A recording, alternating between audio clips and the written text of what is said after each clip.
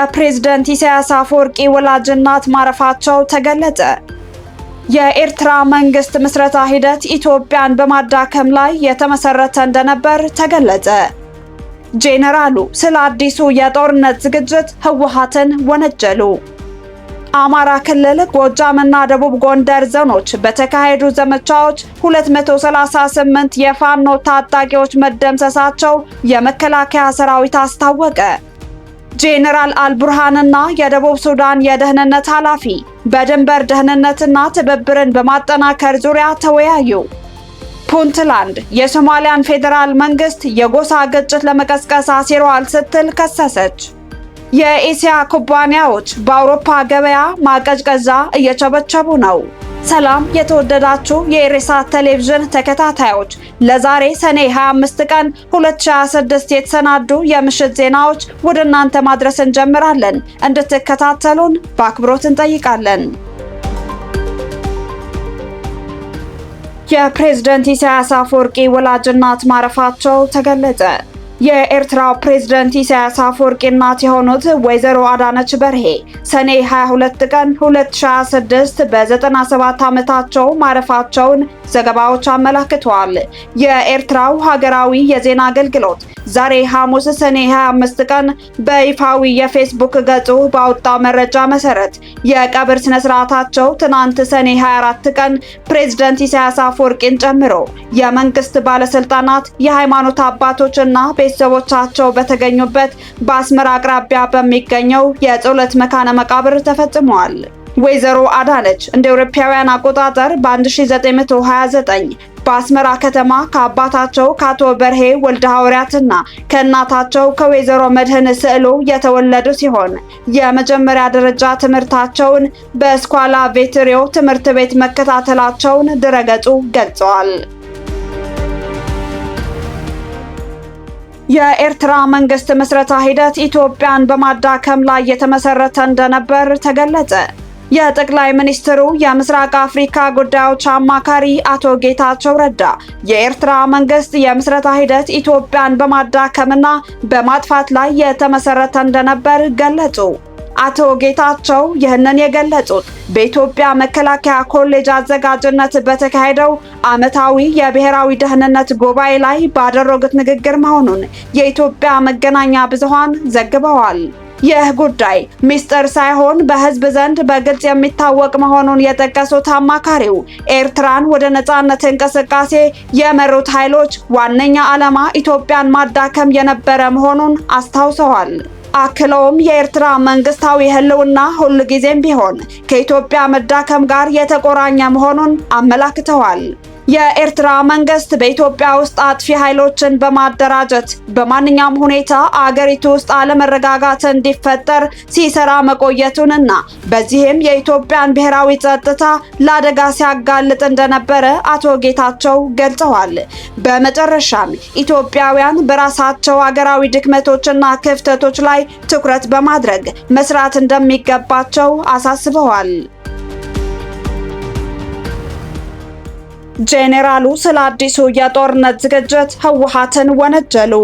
ጄኔራል አለምሸት ደግፌ በህወሓት የተጠነሰሰውን አዲሱን የሀገር ውስጥና የውጭ ኃይሎች የጦርነት ዝግጅት በዓመታዊ ሀገራዊ የደህንነት ጉባኤ ይፋ አድርገዋል። የጦር ኃይሎች ጠቅላይ ኤታማዦር ሹም ወታደራዊ አማካሪና የተኩስ አመራር ኃላፊ ጄኔራል አለምሸት ደግፌ ህወሓት ከሀገር ውስጥና የውጭ ኃይሎች ለጦርነት ዝግጅት እያደረገ መሆኑን ገልጸዋል።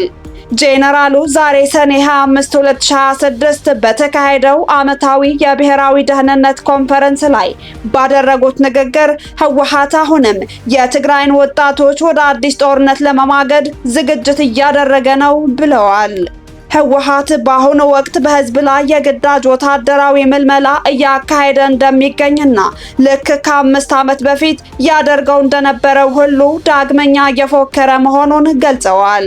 የቀድሞው የጦርነት ጠባሳ ሳይበቃው አሁንም የትግራይን ወጣቶች ወደ ጦርነት ለመማገድ እየተዘጋጀ መሆኑን የገለጹት ጄኔራሉ ለዚህም ከሀገር ውስጥና የውጭ ጸረ ሰላም ኃይሎች ጋር ችግር ለመፍጠር በዝግጅት ላይ መሆኑን ተናግረዋል።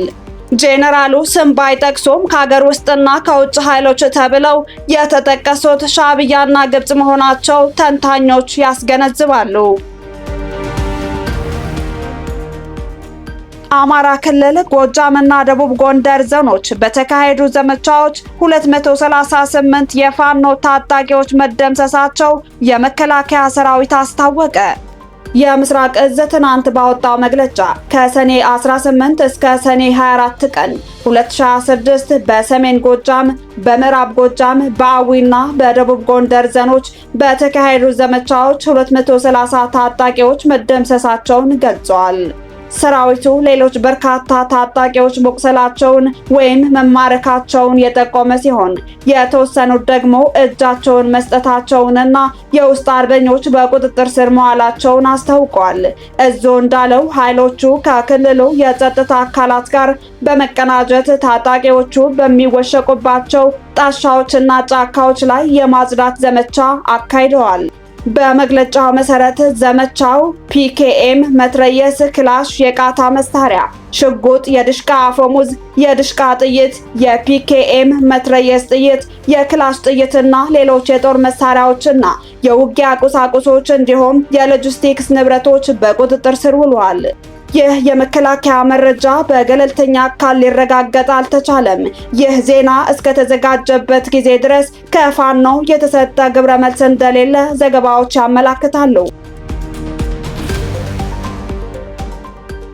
ጄኔራል አልቡርሃንና የደቡብ ሱዳን የደህንነት ኃላፊ በድንበር ደህንነትና ትብብርን በማጠናከር ዙሪያ ተወያዩ። የሱዳን ሉዓላዊ ምክር ቤት ሊቀመንበር ጄኔራል አብዱልፈታህ አልቡርሃን ከደቡብ ሱዳን ብሔራዊ ደህንነት አገልግሎት ዋና ዳይሬክተር ጄኔራል አኬክ ቶንግ አሌዩ ጋር በካርቱም ተገናኝተው የሁለትዮሽ ግንኙነቶችን በማጠናከርና በጋራ የድንበር ደህንነት ትብብር ጉዳዮች ላይ መወያየታቸውን የሱዳን ዜና አገልግሎት ዘገበ። በውይይቱ ላይ የሱዳን የመረጃ አገልግሎት ዳይሬክተር ጄኔራል አህመድ ኢብራሂም ሙፋዳል የተገኙ ሲሆን ውይይቱ በሁለቱ ጎረቤት ሀገራት መካከል ያለውን ትብብር ለማጠናከርና በበርካታ ዘርፎች የጋራ ጥቅሞችን ማስፋት በሚቻልባቸው መንገዶች ላይ ያተኮረ መሆኑን ሱና ዘግበዋል። ሁለቱ ወገኖች በሱዳንና ደቡብ ሱዳን ድንበር ላይ ያለውን የደህንነት ቅንጅት ለማሻሻል የሚያስችሉ አሰራሮችን የገመገሙ ሲሆን ቀጣይነት ያላቸው የደህንነት ፈተናዎች ለመፍታት የሚደረጉ የጋራ ጥረቶችንም በሚመለከት አሰሳ ማድረጋቸው ዘገባው አመላክቷል። ውይይቶቹ በጋራ ድንበር አካባቢ ለሚኖሩ ማህበረሰቦች የረጅም ጊዜ መረጋጋትንና ደህንነትን ለማስፈን ያለሙ መሆናቸው ተገልጿል። ይህ ስብሰባ የተካሄደው በሱዳንና በደቡብ ሱዳን መካከል የደህንነት ግንኙነቶች እየተጠናከሩ በመጡበት ወቅት ነው። ቀደም ሲል በጥር ወር 2026 የሱዳን ሉዓላዊ ምክር ቤት ምክትል ሊቀመንበር ማሊክ አጋር በጁባ ጉብኝት ማድረጋቸው የሚታወስ ሲሆን በወቅቱ ከደቡብ ሱዳን ፕሬዝዳንት ሳልቫኪር ማያርዲትና ከከፍተኛ የደህንነት ባለስልጣናት ጋር በብሔራዊ ደህንነት ጉዳዮችና በሁለቱ ሀገራት መካከል መረጋጋትን ማጠናከር የሚቻልባቸው መንገዶች ላይ ውይይት አካሂደዋል። በዕለቱ በተካሄደው ስብሰባ ላይ ጄኔራል አሌዩ የፕሬዝዳንት ሳልቫኪርን መልእክት ለአልቡርሃን ማድረሳቸውን የዜና ወኪሉ አክሎ ዘግበዋል። ፑንትላንድ የሶማሊያን ፌዴራል መንግስት የጎሳ ግጭት ለመቀስቀስ አሲሯል ስትል ከሰሰች። ከፌዴራል መንግስቱ ጋር ግንኙነት ያላቸው ባለስልጣናትና የጸጥታ ኃይሎች ወደ ግዛቷ እንዳይገቡ አገደ።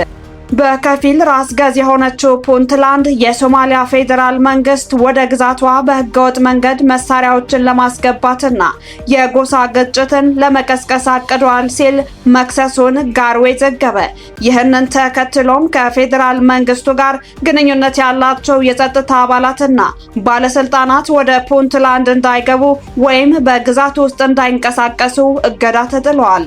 ጋርዌ ኦንላይን የክልሉ የጸጥታ ሚኒስቴር ትናንት ያወጣውን መግለጫ ዋቢ በማድረግ እንደዘገበው የፑንትላንድ ባለስልጣናት የፌዴራል መንግስቱና 4 የውጭ ሀገራት የተሳተፉበት ከፍተኛ የተቀናጀ እቅድ መኖሩን አስታውቀዋል። ይህ እቅድ ፖለቲከኞችንና የቀድሞ ባለስልጣናትን ጨምሮ በውስጥ ያሉ ወኪሎችን በማስታጠቅ በጎሳ ላይ የተመሰረተ ሁከት ለመቀስቀስና ቀጠናውን ለማናጋት ያለመ ነው ሲሉ ከሰዋል። መግለጫው ፑንትላንድ ይህ ዘመቻ በፕሬዝዳንት ሰይድ አብዱላሂ ዴኒ የሚመራውን ክልላዊ አስተዳደር ለመናድና ከሞቃዲሾ ጋር በስልጣን ክፍፍል፣ በህገ መንግስታዊ ዝግጅቶችና በሀብት አስተዳደር ዙሪያ በሚደረጉ ቀጣይ ውዝግቦች ላይ የፑንትላንድን የፖለቲካ አቋም ለማዳከም የታለመ ነው ብላ ታምናለች ብለዋል። ፑንትላንድ ለዚህም በሰጠችው ምላሽ የውጭ የጸጥታ ኃይሎችና በፌዴራል መንግስቱ የተሾሙ ባለስልጣናት ወደ ግዛቷ እንዳይገቡ ወይም በማንኛውም እንቅስቃሴ ላይ እንዳይሳተፉ እገዳ ጥላለች። ይህ እርምጃ ከፌዴራል መንግስቱ ጋር በተያያዙ የጸጥታ ዘመቻዎችን የሚያግድ ሲሆን በፑንትላንድና በፌዴራል አስተዳደሩ መካከል ላለፉት ወራት ውጥረት መባባሱን ተከትሎ የተወሰደም ነው። ክልላዊ መንግስቱ አክሎም ይህ ጥረት ሞቃዲሾ ቀደም ሲል በሌሎች የፌዴራል አባል ሀገራት ውስጥ በነበሩ የፖለቲካ እንቅስቃሴዎች ላይ ተጽዕኖ ለመፍጠር ካደረገቻቸው ሙከራዎች ጋር ተመሳሳይ ነው ብሏል። ፑንትላንድ ቀደም ሲል የፕሬዝዳንት ሐሰን ሼክ መሐመድ አስተዳደር በክልሉ ውስጥ ያሉ ሚሊሻዎችን ይደግፋል በሚል የከሰሰች ቢሆንም የፌዴራል መንግስቱ ግን የቀረበበትን ክስ ውድቅ ማድረጉን ይታወሳል። ይህ አዲስ እርምጃ የተወሰደው በህገ መንግስታዊ ማሻሻያዎችና በፌዴራል አስተዳደሩ የስልጣን ዘመን ላይ በተፈጠሩ አለመግባባቶች ሳቢያ በፑንትላንድና በፌዴራል መንግስቱ መካከል ያለው ግንኙነት በከፍተኛ ሁኔታ በሻከረበት ወቅት ነው። ፑንትላንድ የፌዴራል መንግስቱ የስልጣን ዘመን በግንቦት 2018 ያበቃ በመሆኑ የሶማሊያን ፕሬዝዳንት እውቅና መንሳቷን ይታወቃል። የሶማሊያ ፌዴራል መንግስት ይህ ዘገባ እስከተጠናቀቀበት ጊዜ ድረስ ለቀረበበት ክስ እስካሁን ይፋዊ ምላሽ አልሰጠም። የኤሲያ ኩባንያዎች በአውሮፓ ገበያ ማቀዝቀዣ እየቸበቸቡ ነው።